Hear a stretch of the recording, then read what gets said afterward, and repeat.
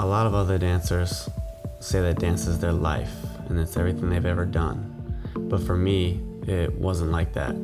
I played football my whole life, and then dance saved my life when something detrimental happened.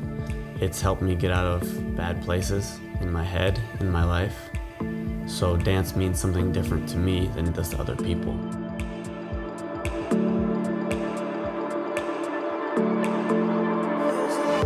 My name is James Marino, and I grew up in East Hartford, Connecticut, born and raised. Very lucky, with a great family. The thing that really made me excited about dancing was watching dancers on stage at concerts. I realized I wanted to become a professional dancer.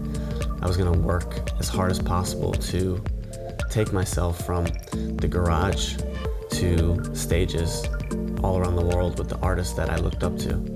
And even when I thought that this was a far-fetched and nearly impossible idea, I never told myself it was impossible.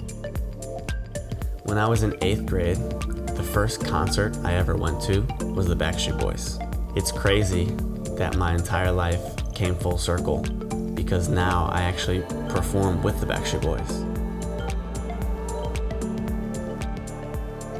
My first big job I booked when I moved to Los Angeles was Mariah Carey, and this was huge for me. It was my first TV performance, one of the biggest artists on the planet. I worked for Gwen Stefani, I worked for Fergie. I always had in the back of my mind that I wanted to dance for Justin Timberlake, no matter what. And then one day, this came true. One day I got that call, and I was gonna dance for Justin on the Oscars. I remember seeing the email that it was Justin, that it was the Oscars, when rehearsal started, what the show was. I remember that I sat in my apartment, and I literally started to cry because I was so emotionally overwhelmed. Just sat there and probably cried for 30 minutes straight. And not in a way where I was just so happy that I worked so hard, that all the hours in the garage, all the hours I used to sleep on the street in New York City. There's so much stuff that happened that nobody knows about that I sacrificed for this craft. I used to travel 6 hours a day to go to New York City, 3 hours in the morning, 3 hours at night just to take class. All of that hard work eventually paid off. What I thought about when I was 15 years old, that dream actually materializes and comes true. It's a feeling that cannot be described.